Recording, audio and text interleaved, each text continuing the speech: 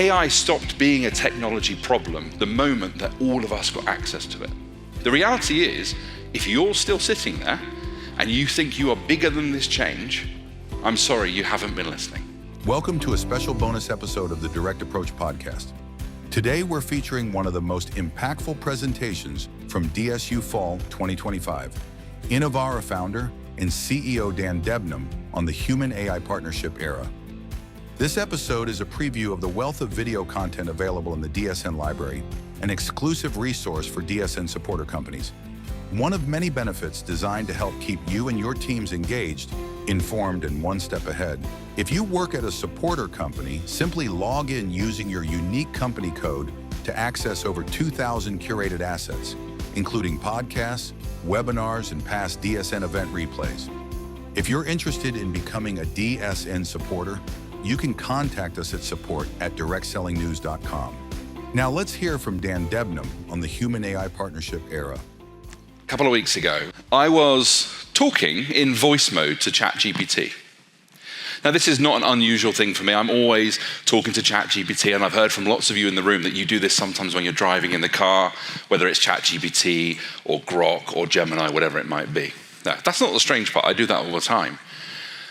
But I got about 30 or 40 minutes into this conversation, and I'm so down the rabbit hole that I find myself thinking and forgetting that I'm talking to AI. Now, I didn't think it was human. I wasn't quite that convinced, but I just forgot that I was talking to AI. And then something happened. It glitched. It made this really robotic, weird sound, and I was like, oh. And I caught myself. I was like, AI, not human. Got it. But I live and breathe AI every day. I consult for companies in direct selling on this topic. And if I can get caught out, it just made me think, what does this mean for the world? When we can't understand the difference between what's real and what's fake. And that's really the thing that I'm here to unpack today. AI is absolutely going to help us work faster, make our work a lot more automatic, cheaper, replaceable. But there's a different economy rising. And like any economy, it runs on currencies. And I don't mean coins or notes, but a human currency of trust, empathy, and connection. Now, we've heard a lot about tools and technology, and there's some amazing advancements in AI, but what's happening in the real world right now is it's becoming a lot harder to differentiate between what's real and what's artificial. And to see just how quickly those lines are blurring, I want to start a bit lighthearted, a bit fun before I get all doom and gloom. So have a look at this. What do you like most about the world so far? Nothing. I want to go back. She really had the audacity to try brushing my fur last night. Okay, but who's brushing her split ends?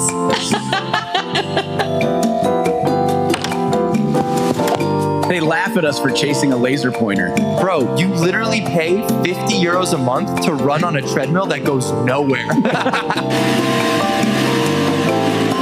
So why did you join network marketing? 2 words. Passive income. Do you understand what that means? Not a clue. But they said I could work from my crib.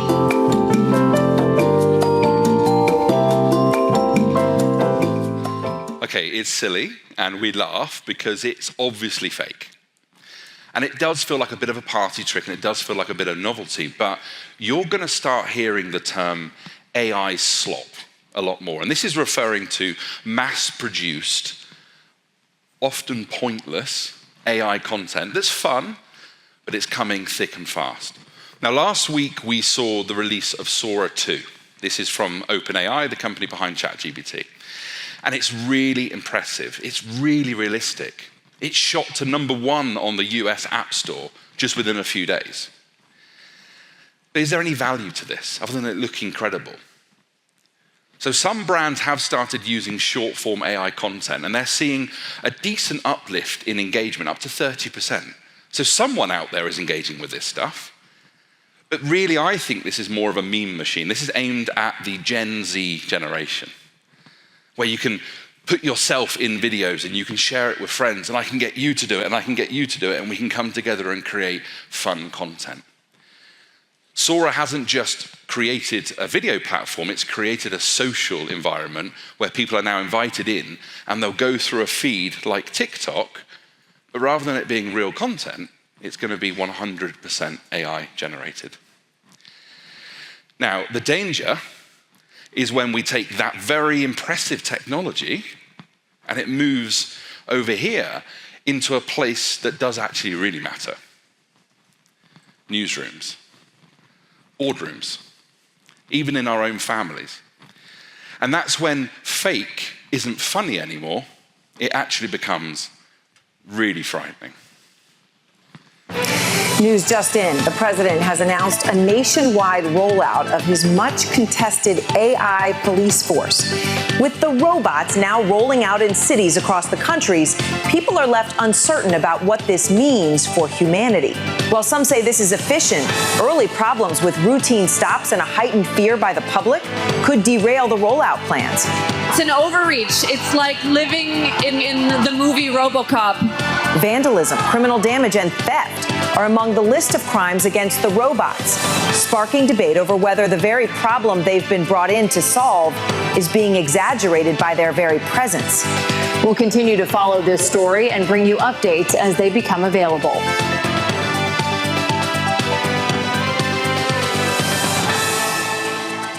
In 2025, AI video can now look, move, and sound and speak like humans. And I believe the phrase seeing is believing no longer applies. Seeing is no longer believing. We have to question everything that we look at. 7 in 10 adults, when surveyed, could not tell the difference between AI video and real video.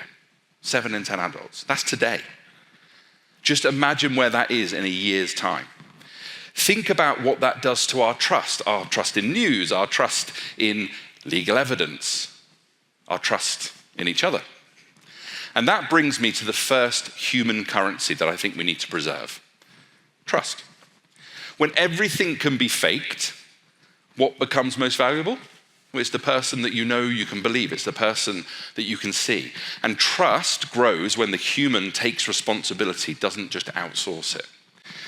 But here's the thing, trust alone isn't enough. I can trust that you're honest, but I can still feel unseen.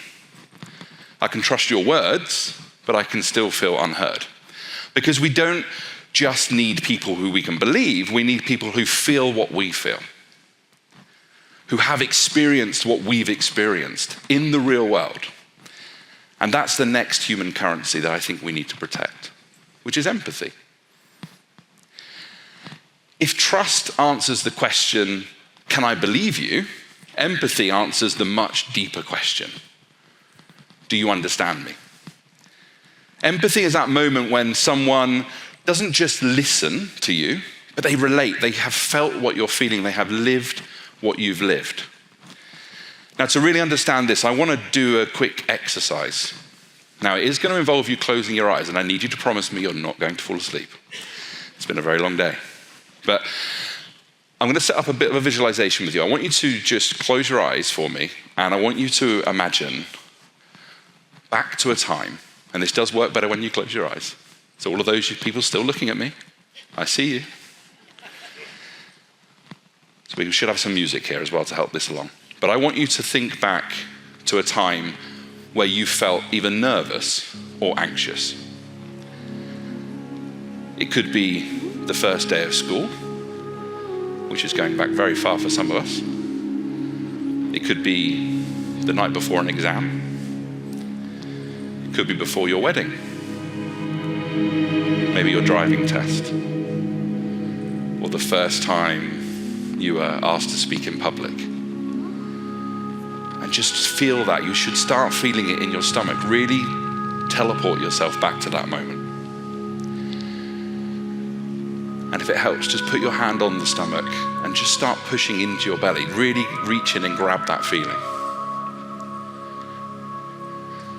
Now, who's the first person that comes to mind when I say that they're going to reassure you?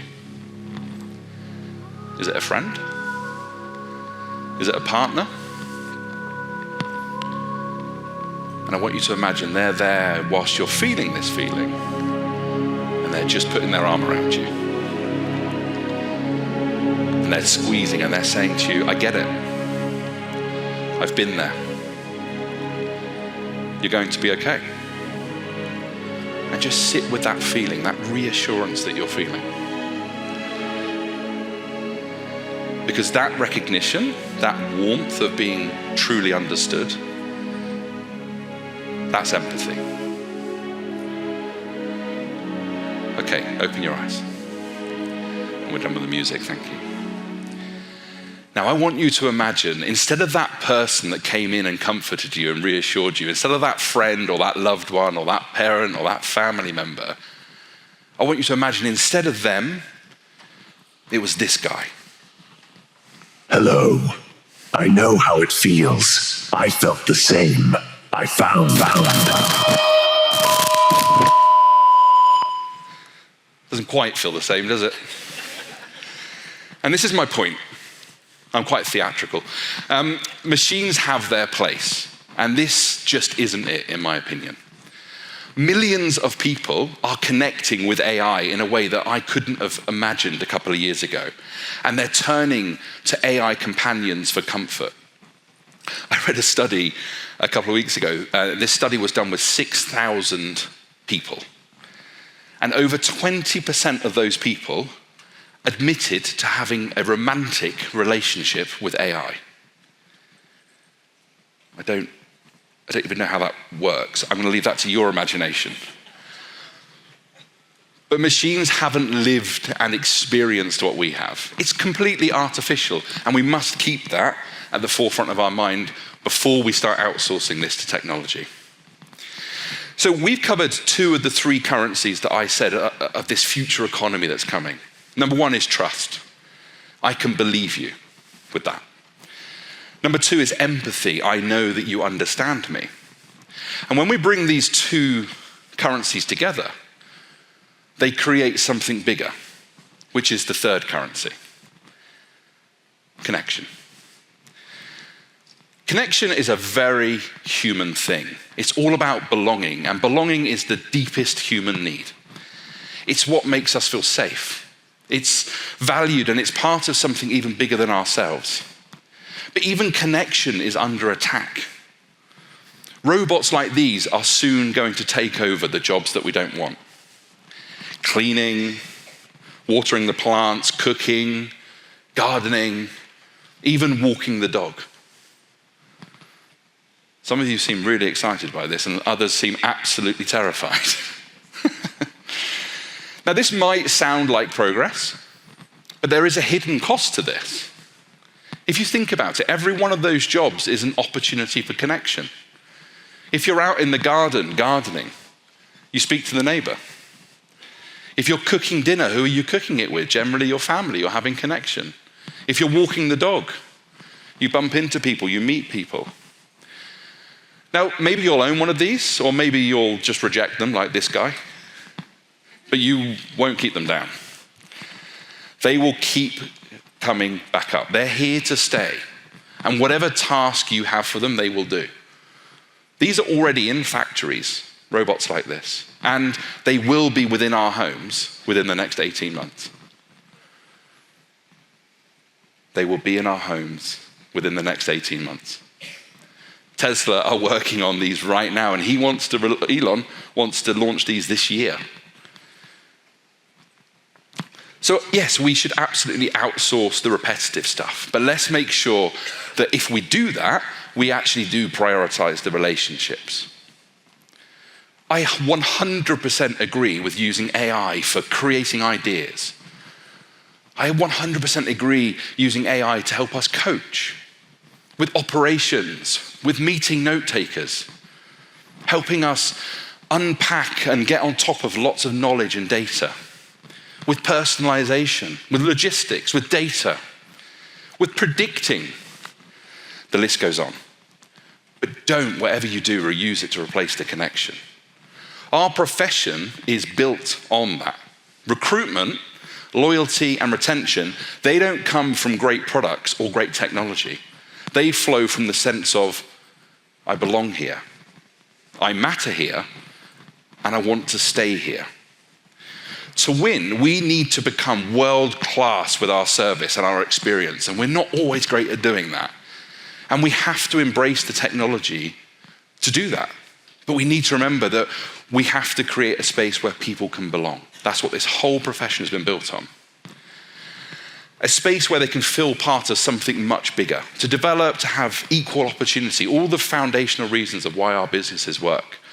Now, if we race to the bottom and make everything artificial, we risk removing the very essence of what makes this industry so great. Now, yesterday I shared how we work with companies in Inovara, and it starts with setting context around AI, which is how are we going to embrace AI? And then building that into the culture of the company. This is absolutely critical. Now, we spend time here to really understand the companies that we work with. And that often leads to quite tough conversations. They get us in thinking that we're just going to come in and tell them exactly what tool to use, and here's a list of things, and we're going to do it in this order, and this is how much it's going to cost, and this is how long it's going to take. But we're there to deliver a much more important message is, are you ready for this? Do you actually know how you're going to use it? Where are the guardrails? Because yes, AI is going to make a lot of our work much easier, faster, and automatic. Yes, AI is going to replace many white-collar jobs. That's a fact. And yes, AI is already driving everything we do. Literally, it's in our taxis. It's already triaging patients in hospitals. It's already coding the future technology that we'll all use. And yet, look around you. Look in this room. You're in a room built on trust, empathy, and connection. These are the human currencies of the future. Now, perhaps this talk has surprised you a little bit. He's not showing any of the latest tools. He's not telling us what to use. He's not used any fancy acronyms. You can find plenty of that online. This was about cutting through the noise. Back to what really matters beyond just AI. Because the truth is, AI will keep moving faster and faster than any of us can keep up with. Tools will come and go. Companies will come and go. There's no doubt in my mind that machines will do the work, but humans, we have to own the trust in the future. So let's find a way to leverage AI, absolutely, to enhance what our network of humans are doing, to grow revenue without massively growing overhead. That's the old way.